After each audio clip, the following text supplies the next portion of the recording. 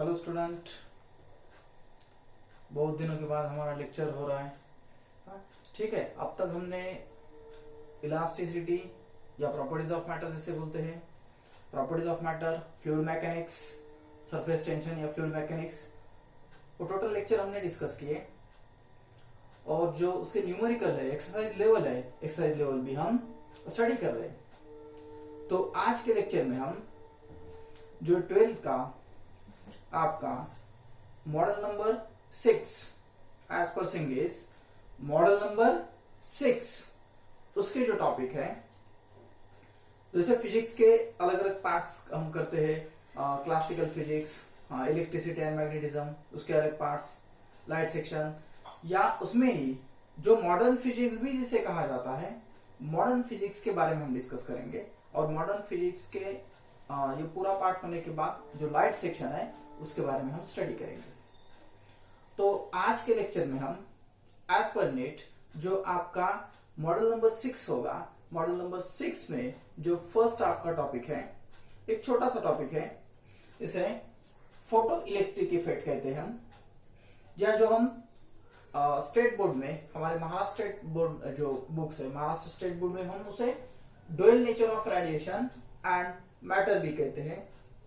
इसके पहले इसे इलेक्ट्रॉन एंड फोटॉन्स भी कहा जाता था, या कुछ बुक्स में उसे electrons, photons, photo electric effect and X rays, इतना कॉम्बिनेशन करके उसे एक चैप्टर बनाया गया है, या उसे dual nature of radiation and matter भी कहा जाता है, या फोटो इलेक्ट्रिक इफेक्ट।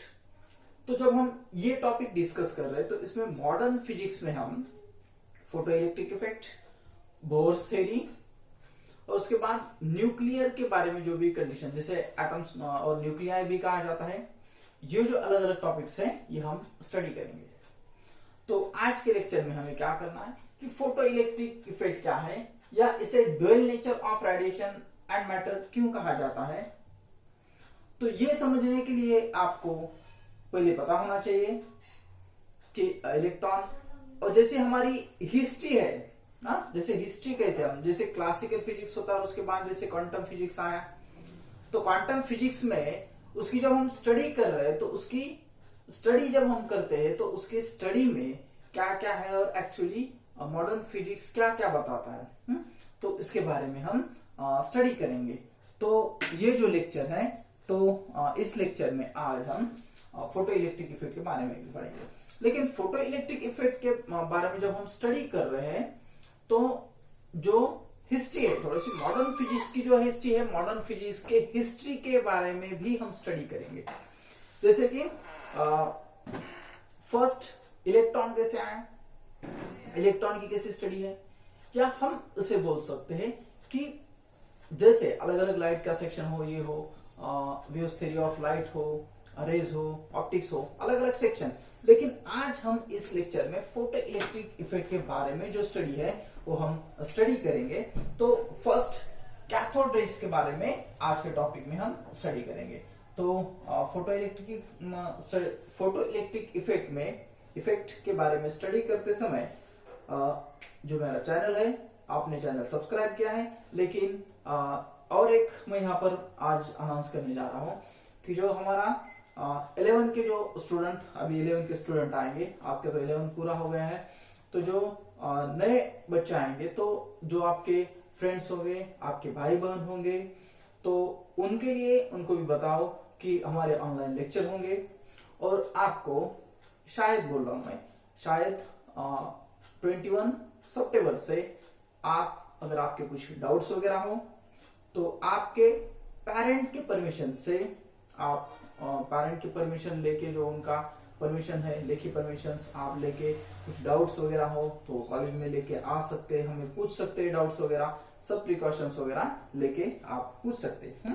तो वो भी आपको कॉलेज बताएगा या गवर्नमेंट आपको बताएगा। ठीक है, तो आपके जो भाई बहन होंगे, जो भी आपके फ्रेंड्स वगैरह होंगे, उनको भी बताओ कि आपके लेक्चर्स होने वाले, उनको तो हम मैसेज दे रहे हैं, लेकिन अगर किसी को मैसेज नहीं मिला तो आप भी उनको बता सकते हैं।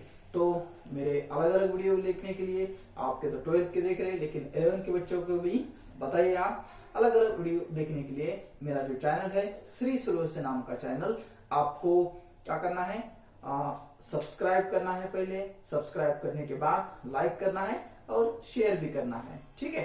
तो आप उसके अलग अलग वीडियोस देख सकते हैं, आपके फ्रेंड्स को, आपके भाई बहन को बता सकते हैं, आपके जो रिलेटिव्स है उनको भी बता सकते हैं जो नए बच्चे होंगे एडमिशन ले रहे हैं। तो आज के टॉपिक में हम जो मॉडल नंबर 6 है तो फोटो इलेक्ट्रिक इफेक्ट का इसको बनेंगे, तो इसके बारे में जो उसकी हिस्ट्री है उसके बारे में थोड़ा सा डिस्कस करेंगे कि फर्स्ट क्या है। यहाँ पर मैं लाइट सेक्शन या जो आपका फोटो इलेक्ट्रिक इफेक्ट का जो कंडीशन है या dual nature of radiation and matter के जो कंडीशन है उसके बारे में थोड़ा सा डिस्कस करूंगा। तो dual nature of radiation and matter क्या है, रेडिएशन एंड मैटर, रेडिएशंस यानी जैसे वेव्स कहते हैं हम, मैटर जैसे पार्टिकल्स वगैरह कहते हैं हम। पार्टिकल और वेव्स के बारे में लाइट की जो लाइट ट्रैवल्स होती है तो उसका नेचर वेव है या लाइट है। जो लाइट का नेचर वेव नेचर है या पार्टिकल नेचर है, अलग अलग साइंटिस्ट ने अलग अलग बातें बताई। लेकिन एक्चुअली अगर आप देखोगे तो एक पार्ट से हम इधर से देख रहे थे, एक पार्ट दूसरा ए हो सकता है। इधर से हम बता रहे थे कि लाइट का नेचर पार्टिकल है एक्सेट्रा एक्सेट्रा, वो ट्रैवल्स होता है स्ट्रेट लाइन वगैरह एक्सेट्रा। दूसरे बाजू में और दूसरे कुछ साइंटिस्ट बता रहे थे कि उसका नेचर वेव है वगैरह। लेकिन जब डी ब्रोगली वेव थीसिस में हम देखते हैं तो डी ब्रोगली वेव थीसिस में लाइट के पूरे कंडीशंस आपको मिल गई। जैसे कि आप 10 में पढ़ते हैं कि लाइट का रिफ्लेक्शन, डिफ्रैक्शन, इंटरफेरेंस, ये तो हमने कुछ साउंड के बारे में वहां पर भी डिस्कस किया था थोड़ा सा। तो इंटरफेरेंस क्या होता है, डिफ्रैक्शन क्या होता है, ये अलग अलग कंडीशंस। तो नेचर उसका रेडिएशन एंड मैटर क्या है, फोटो इलेक्ट्रिक इफेक्ट में वो क्या बताता है। तो फर्स्ट थोड़ी सी हिस्ट्री उसकी डिस्कस करते हैं हम। तो फर्स्ट हम यहाँ पर स्टडी करेंगे कैथोड रेज, जिसे बोलते हैं हम कैथोड रेज। तो कैथोड रेज जो है डिस्कवर्ड विलियम क्रूक्स, उन्होंने इसका डिस्कशन किया और उसकी स्टडी करते समय उसकी स्टडी उन्होंने 1870 से 1879 अलग अलग स्टडी की उसने 1870 और एंड 1879 में भी उसकी स्टडी करते हैं। और उन्होंने डिस्कस किया क्या या उन्होंने डिस्कवर्ड क्या किया, विलियम क्रूक्स जिसे कहा जाता है, जो क्रूक्स है उन्होंने क्रूक्स ने या विलियम्स क्रूक्स कहा जाता है। विलियम क्रूक्स ने क्या बताया, थोड़ा सा अलग अलग लिखता हूं तो आप बोलेंगे इन्फिनिटी लिख दिया क्या सर। क्रूक्स उन्होंने क्या बताया, उन्होंने डिस्कवर किया कैथोड रेज क्या है, उन्होंने डिस्कस किया। अब उसमें क्या है, they are fast moving electrons. क्या है, they are fast moving electrons. उन्होंने बताया कि they are fast moving electrons, they are fast moving electrons. अलग अलग कंडीशंस में बताते जाऊंगा आपको धीरे धीरे। तो उन्होंने दे आर स्ट्रीम्स बोल सकते हैं आप, they are streams of fast moving electrons, they are streams of fast moving electrons. तो उन्होंने कैसे बताया, मैं थोड़ा सा डिस्कस करता हूं कि क्या उन्होंने एक्सपेरिमेंट वगैरह किया।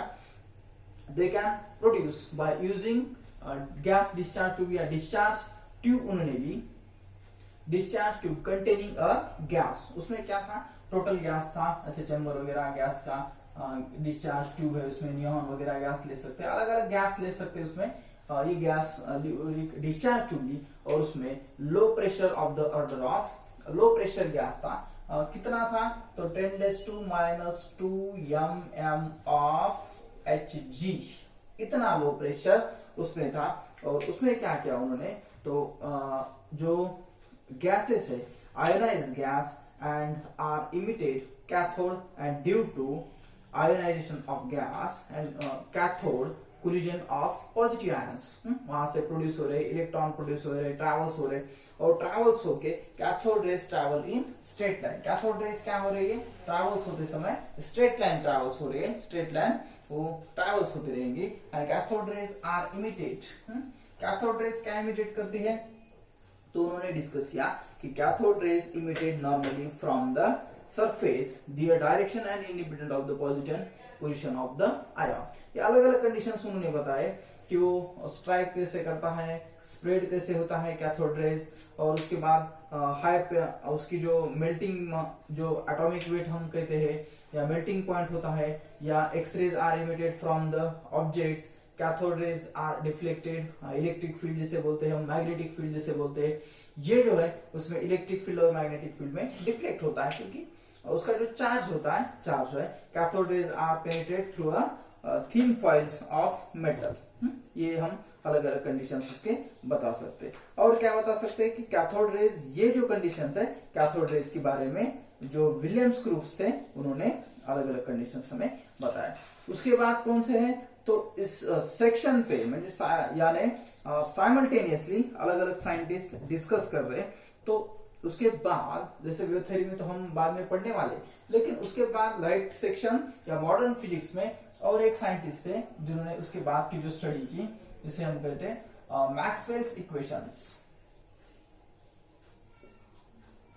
मैक्सवेल्स इक्वेशंस, मैक्सवेल्स इक्वेशंस वो 1887 या 1873 वहां से उन्होंने स्टार्ट किया और 1887 तक उन्होंने डिस्कशन किया मैक्सवेल्स इक्वेशन। अब उसमें क्या है, मैक्स प्लैंक इक्वेशन भी है और जेम्स मैक्सवेल भी इक्वेशंस कहा जाता है।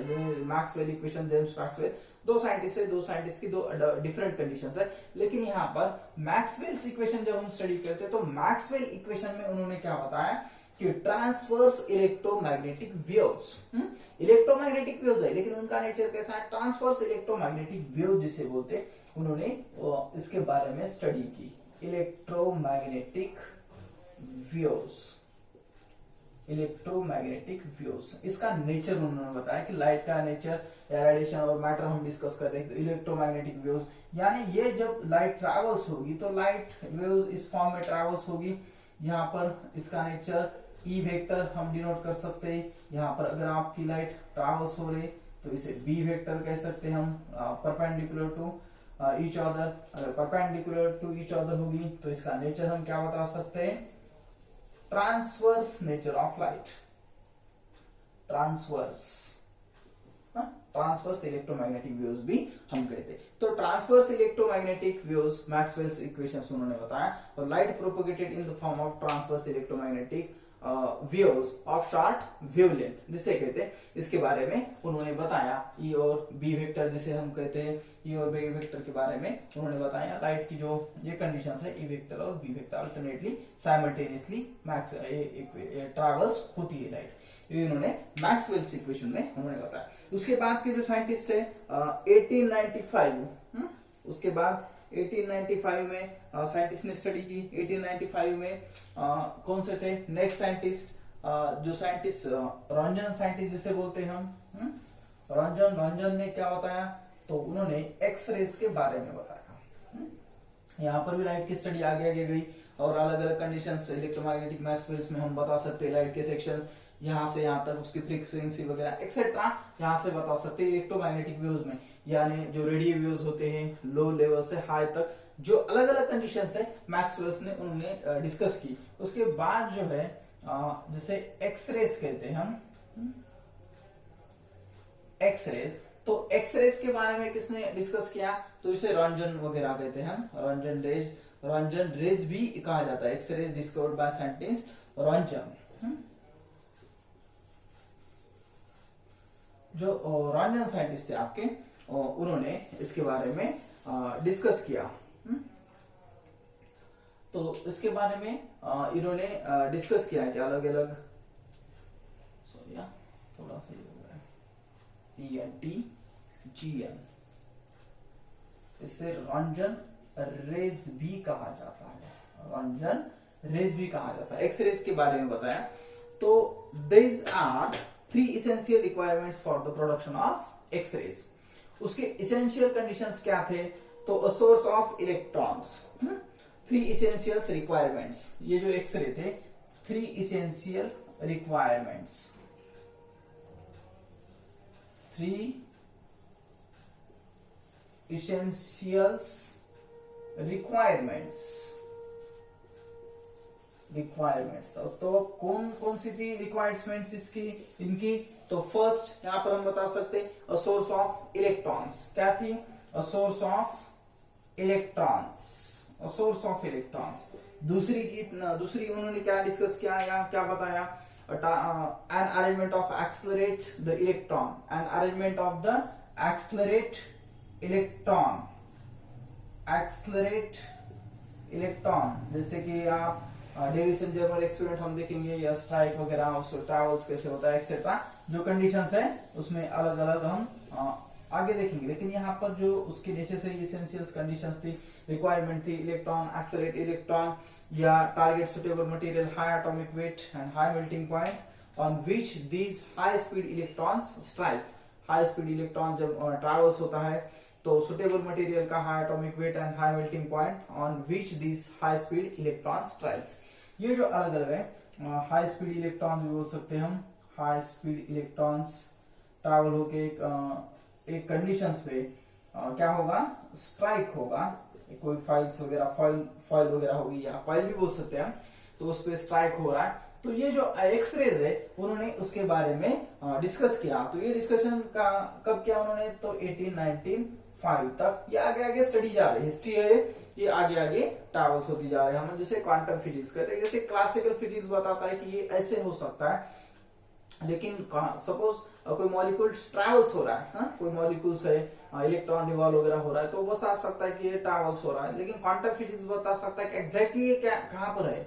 मॉडर्न फिजिक्स बता सकता है कि ये कहां पर है। जैसे कि आप मॉडर्न फिजिक्स का एक एग्जांपल देख रहे हैं हम कि हम यहाँ पर मैं बता रहा हूँ, आप आपके घर में आप देख रहे हैं और आगे एग्जाम भी आप अलग अलग देखते हैं, ऑनलाइन एग्जाम दे रहे हैं या ऑनलाइन लेक्चर्स दे रहे हैं, तो ये मॉडर्न फिजिक्स है। टोटली क्या है? मॉडर्न। ये तो बाद में हम सेमीकंडक्टर में वगैरह एक्सेट्रा डिस्कस करेंगे। लेकिन ये जो मॉडर्न फिजिक्स के अलग अलग कंडीशंस हैं इन्होंने बताया, या हिस्ट्री आगे आगे जा रही है। ये रंजन तक आ गया आपकी एक्सरेज जो बता रहे हैं। उसके बाद हम यहाँ पर discovery of electron, discovery of electron किसने बताई? जैसे कि एटॉमिक स्ट्रक्चर, एटम्स और न्यूक्लिया में हम डिटेल स्टडी करेंगे उसके बारे में। लेकिन यहाँ पर हमें जब हम फोटो इलेक्ट्रिक डिस्कस कर रहे हैं या dual nature of radiation and matter, या इस चैप्टर को कुछ बुक में उन्होंने electron, photon, photo electric effect and X rays, ऐसा टोटल कॉम्बिनेशन डिस्कस किया है। तो यहाँ पर उसके बारे में भी हमें पता होना चाहिए, क्योंकि इलेक्ट्रॉन की जब स्टडी हुई, इलेक्ट्रॉन जब आया, तो एक मॉडर्न फिजिक्स को उसकी दिशा ही बदल गई। जो मॉडर्न फिजिक्स था उसके टोटल कंडीशंस बदल गई, या जो जीने की जो पूरा सारा जग था तो उसकी एक जीने की तरीका बदल गया इलेक्ट्रॉन से, जो अलग अलग थे। उसके हम सेमीकंडक्टर में एटम्स, मॉलिक्यूल्स, न्यूक्लिया में डिस्कस करेंगे। लेकिन discovery of electron by J Thomson, J Thomson ने इसकी क्या की? डिस्कवरी की। जैसे जे थॉमसन, उसके पहले महर्षि कणाद वगैरह, ये हम तो एटम्स, मॉलिक्यूल्स, न्यूक्लिया में डिस्कस करेंगे। लेकिन यहाँ पर इस चैप्टर के लिए हमें ये जानना जरूरी है।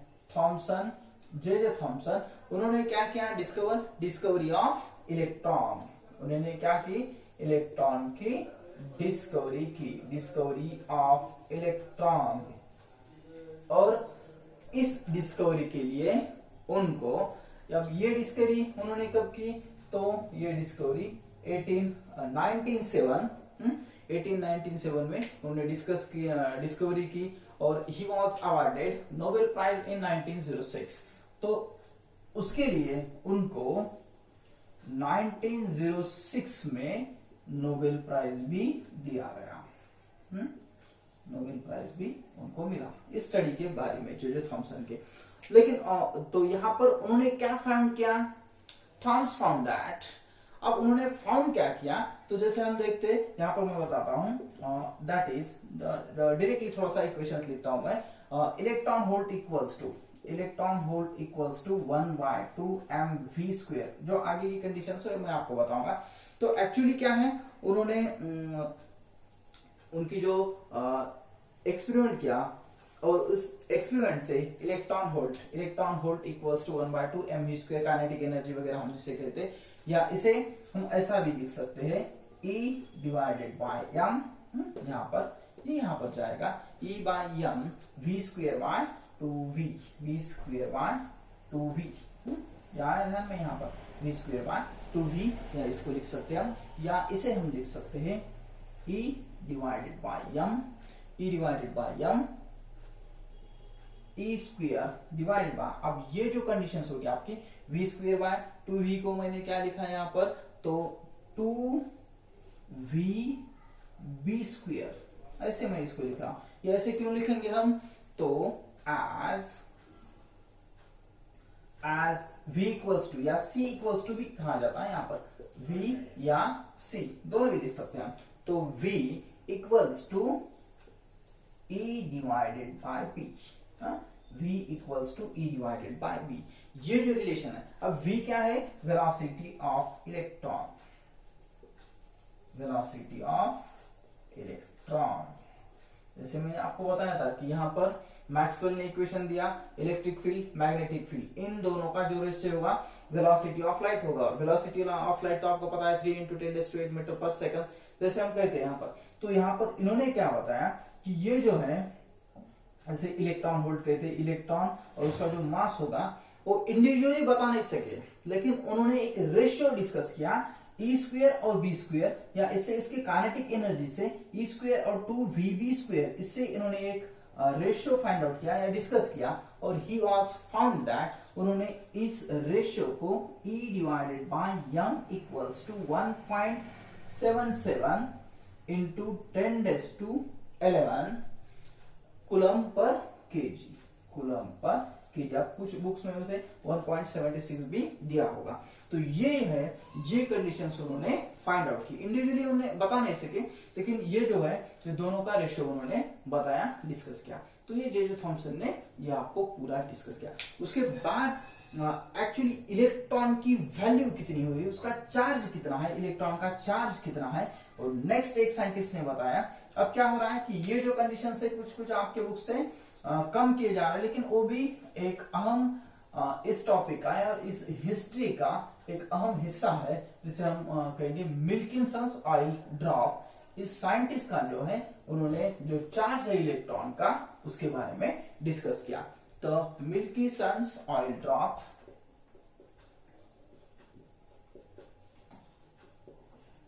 अब ये जो साइंटिस्ट है उन्होंने क्या किया इसके बारे में, Millikan's oil drop, oil drop experiment.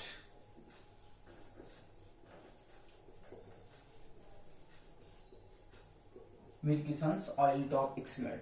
तो इस एक्सपेरिमेंट से जिन्होंने जो एक्सपेरिमेंट किया 1913 में जो एक्सपेरिमेंट है उन्होंने किया, और perform pioneering oil drop method से, ऑयल ड्रॉप एक्सपेरिमेंट से उन्होंने precise measurement of charge on the electron, जो इलेक्ट्रॉन पे चार्ज है उसके बारे में उन्होंने बताया। He found that charge on oil droplet was, उन्होंने उसके बारे में डिस्कस किया। और ऑलवेज और इंटीग्रल मल्टीपल ऑफ, जो उसकी वैल्यू है एलिमेंट्री ऑफ चार्ज, जो चार्ज है उसके बारे में उन्होंने बताया। तो वो चार्ज कितना है, तो वो चार्ज 1.602 इंटू 10⁻²। अब ये जो है -19 कूलम, ये जो चार्ज है, चार्ज ऑफ इलेक्ट्रॉन जिसे बोलते हैं, या 1.6 भी लिया जाता है, 1.6 इंटू 10⁻19 कूलम, ये जो चार्ज है उसके बारे में उन्होंने बताया। तो ये जो हिस्ट्री थी अलग अलग इस चैप्टर की, यहां तक हम डिस्कस किए। ये तो इंट्रोडक्टिव पार्ट। तो इस चैप्टर में हम क्या स्टडी करेंगे, तो इस चैप्टर में हमें स्टडी करना है wave particle duality photo electric effect.